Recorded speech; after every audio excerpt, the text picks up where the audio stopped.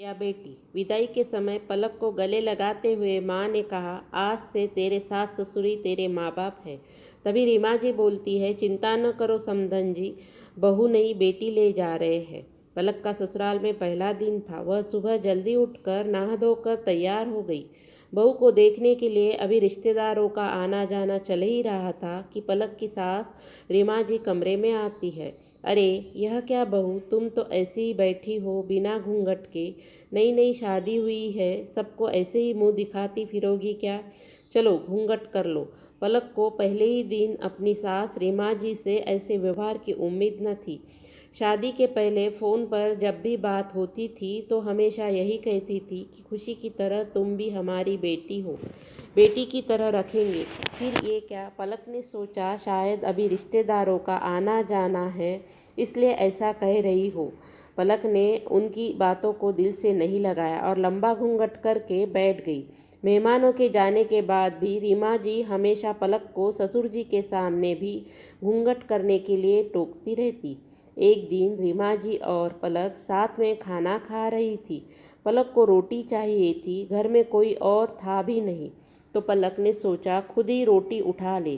पलक ने जैसे ही हाथ बढ़ाया, रीमा जी जोर से चिल्लाई, अरे पूरी रोटियों को झूठी कर दोगी क्या?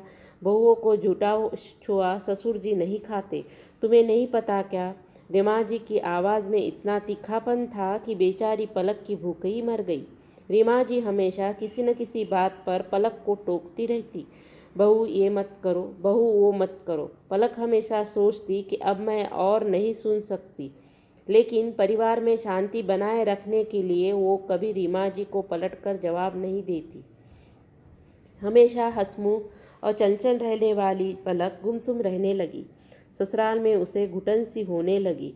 पलक के मायके से जब भी कोई मिलने आता, रीमा जी सबसे यही बोलती फिरती कि पलक तो हमारी बेटी है और हम उसके माँ बाप बिल्कुल बेटी की तरह रखते हैं।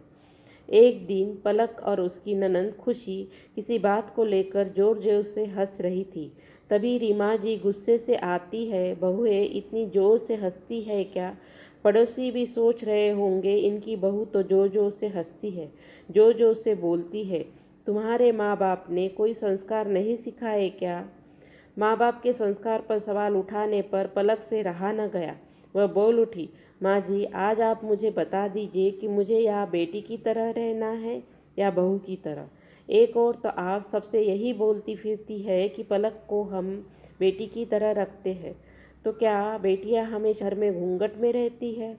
बेटियों का छुआ भोजन कोई पिता नहीं खाता क्या? बेटियाँ अपने घर में जोर जोर से हंस बोल नहीं सकती क्या? सिर्फ कह देने से बहू बेटी नहीं बन जाती।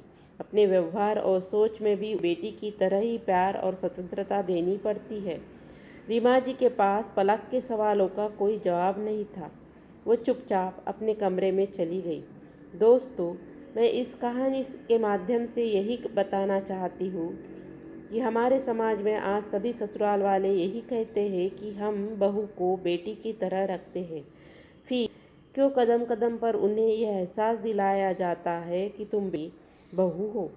सिर्फ बहुओं से ही ये अपेक्षा की जाती है कि वह सास ससुर को माँ बाप की तरह प्यार और सम्मान दे, और जो लड़की अपने माँ बाप भाई बहन को छोड़कर आती है, वह ससुराल में सभी को अपने परिवार की तरह मान भी लेती है। पर क्या ससुराल में उसे बेटी की तरह माना जाता है? उसे बेटी की तरह पहनने ओढ़ने, घूमने फिरने, हंसने बोलने की आज़ादी दी जाती है? तो दोस्तों, उम्मीद करती हूँ कि मेरी ये कहानी आप सबको पसंद आई होगी। तो आप मेरे चैनल को लाइक एंड सब्सक्राइब ज़रूर कीजिए। धन्यवाद। कहानी सुनने के लिए बहुत बहुत धन्यवाद।